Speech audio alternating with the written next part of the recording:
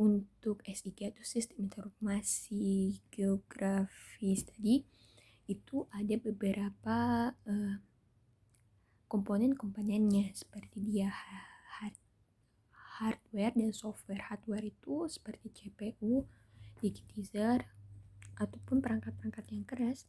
CPU itu Central Process Unit, terus digitizer, scanner. Nah, untuk softwarenya itu seperti aplikasi-aplikasi pendukungnya. Adapun tahapan-tahapannya itu adalah yang pertama adalah input, yang dimana input ini dia memasukkan data. Nah, data itu terbagi atas dua, data atribut dan data spasial. Untuk data spasial itu dia seperti peta, seperti gambaran peta, hanya gambaran peta, kemudian dijelaskanlah oleh data atribut. Data atribut ini berisi tabel yang berisi mengenai keterangan atau luas. Pokoknya angka-angka yang mendeskripsikan tadi data spasial. Kemudian ada pengolahan data dan kemudian ada pengeluaran atau output. Nah, lanjut kepada interpretasi citra. Untuk unsur-unsur kita dalam menginterpretasi citra ini ada kita bentuk dari rona dan warna. Oke, perbedaannya apa? Kalau rona adalah gelap dan terang. Bagaimana cara kita menentukannya? Suatu daerah yang basah ataupun berair itu pasti memiliki rona yang gelap. Kenapa? Karena air tadi menyerap di spektrum elektromagnetik atau gelombang elektromagnetik. Terus yang daerah kering itu bisa ronanya lebih terang. Warna itu kita bisa bedakan, misalnya untuk sebuah tanaman yang berpenyakit dia memiliki warna pink misalnya.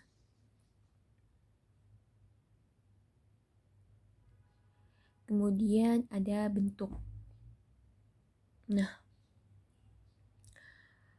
untuk bentuk sendiri itu bisa kita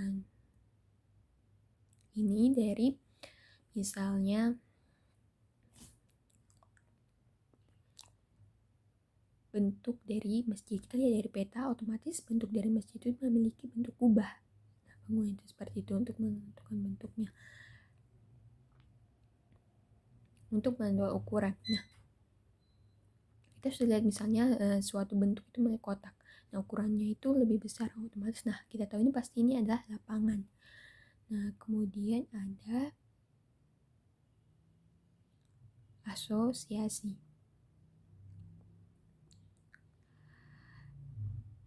Di dalam itu misalnya ada jalur kereta api. Nah, jalur kereta api itu kita dapat memastikan kembali untuk dia itu jalur kereta api dari asosiasinya. Kita mengasosiasikan dia lewat banyak persimpangan. Nah, terus jalur kereta persimpangan itu dapat memastikan kalau itu tuh jalur kereta api dengan polanya. Nah, polanya tadi kan kalau misalnya jalur kereta api pasti relnya terbentuk dia panjang seperti itu.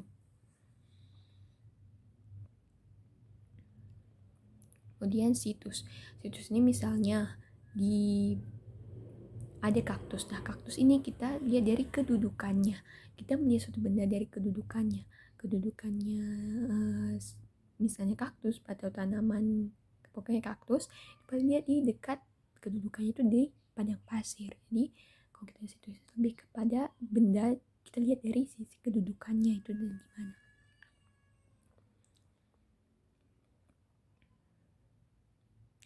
Kemudian lanjut ada bayangan. Untuk bayangan sendiri kita kayak ada suatu menara curug asap, kita lihat dari karena lebih sulit, maka kita lihatnya itu dari bayangannya. Kita tahu bahwa ini menara atau apa. Selanjutnya ada konvergensi bukti untuk menginterpretasi. Terus kita cari tahu, nah misalnya tajuk berbentuk bintang, nah ini antara pohon kelapa sawit, pohon nipah. Kita cari asosiasinya, kemudian bentuknya, sampai benar-benar ini suatu objek ini lebih condong ke apa, daerah apa. Berdasarkan tadi kita bentuknya, polanya, itu untuk konvergensi bukti. Lanjut kepada materi penelitian geografi. Penelitian geografi itu kita meneliti, kemudian ada strukturnya kalau kita membuat makalah sebagai penelitian geografi.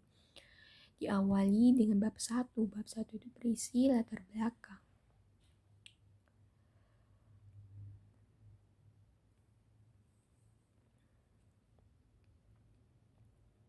Untuk latar belakang sendiri kita sudah tahu. Latar belakang itu isinya kita merincikan secara umum sampai ke khusus atau ke intinya. Terus ada rumusan masalah, apa yang kita jadikan problem yang harus kita pecahkan. Kemudian tujuan penelitian. Kenapa kita melakukan penelitian ini, tujuannya apa? Nah, untuk bab 2 sendiri itu terdiri dari tinjauan pustaka dan landasan teori.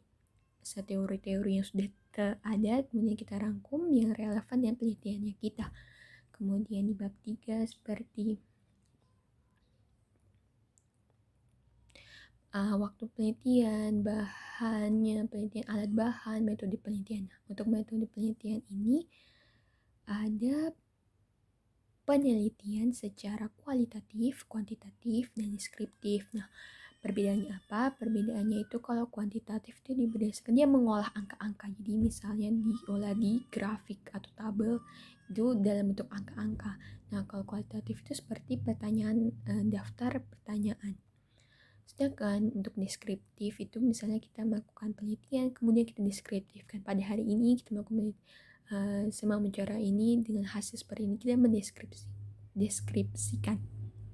Adapun data-data yang kita peroleh itu ada data primer, ada data sekunder.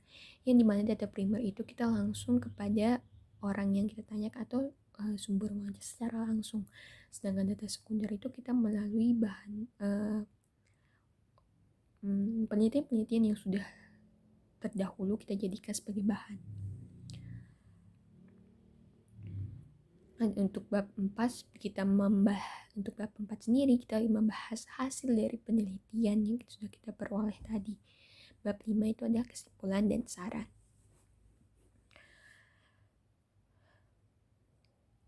Lanjut kepada materi terciptanya atau terbentuknya bumi.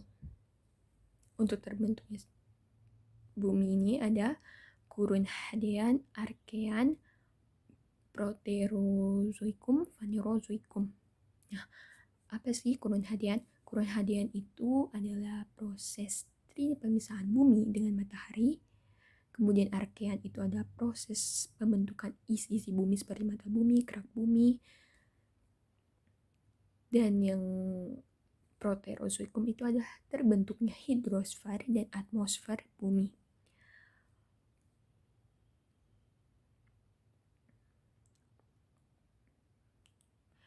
Kemudian masuk ke Phanerozoikum. Nah, Phanerozoikum ini adalah awal mula perkembangan makhluk hidup, mulai dari Ordovisium, Silur, Devon, Karbon, Perm, Trias, Jura, Kapur, Zaman Tersier, dan Kuarter. Nah, untuk zaman ini terbentuknya dari makhluk bersel tunggal sampai kepada manusia. Terutama untuk zaman Trias, untuk zaman Ordovisium, Silur, Devon, Karbon. Untuk Silur itu zaman dimana tumbuhan-tumbuhan itu muncul. Nah, kalau Devon itu adalah terjadinya perkembangan pesat terhadap makhluk hidup, terutama ikan. Adapun Perm, untuk Perm sendiri itu terjadi sekitar, jadi Devon, Silur, Karbon, Perm itu terjadi sekitar 300 sampai 250 juta tahun yang lalu. Trias, Jura, Kapur, Jura itu terbentuknya adanya dinosaurus. kuarta Tersia itu adalah munculnya manusia.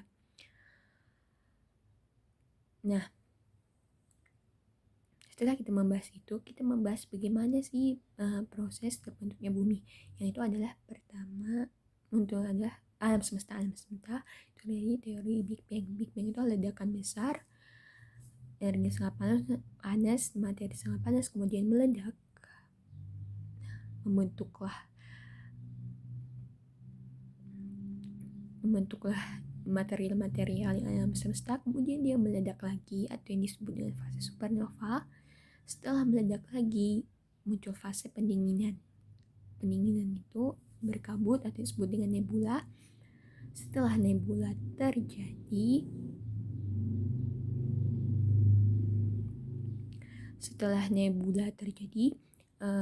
terbentuklah cincin-cincin planet dan matahari. Setelah itu terjadilah akresi. Akresi itu adalah ketika material-material yang di luar angkasa sana menghantam bumi, terus menghantam, kemudian terkompresi, material yang berat itu jadi dalam inti bumi. Material yang berat terkompres menjadi inti bumi. Setelah terkompresi, terbentuklah lapisan bumi, hidrosfer, atmosfer. Setelah itu pembentukan makhluk hidup. Nah, dari pembentukan makhluk hidup ini sendiri terbagi atas 3 teori, itu biokimia, abiogenesis, dan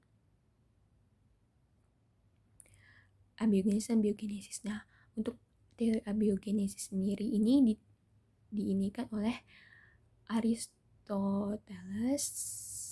Nah, pada itu dia melakukan percobaan pada jerami. Nah, jerami ini dia melihat ada jasa teknik di jerami yang dilakukan percobaan di kaleng, semacam botol. Kemudian biogenesis ini percobaan dilakukan oleh Francesco Redi, yang dimana dia memasukkan daging ke botol yang ditutupi dan dia tidak ditutupi, maka dia melihat ada larva yang tumbuh dari botol yang tidak ditutupi tadi. Daging yang dimasukkan di botol yang tidak tertutup itu munculnya larva. Kemudian biokimia masuk kepada ciri-ciri planet. Untuk ciri-ciri planet, kenapa dia dapat dikatakan planet, itu karena satu, dia harus tidak memiliki cahaya, dia harus memiliki massa yang cukup untuk mempertahankan bentuknya, punya gravitasi. Kemudian dia mampu menyingkirkan objek-objek yang ada di sekitarnya. Seperti itu. Dia berbentuk bulat. Untuk kita menghitung ada lagi yang namanya Kepler 1, Kepler 2, Kepler 3. Kepler 1 itu adalah teori yang dimana mengatakan kalau itu tuh mengorbit orbital yang berbentuk elips. Kemudian yang kedua itu ketika planet itu dia memiliki semacam daerah luar antara yang membentuk segitiga, pokoknya begini, tapi dia memiliki jangka waktu yang sama. Untuk Kepler 3 itu dia memiliki rumus yang dimana T1 kuadrat dibagi T2 kuadrat sama dengan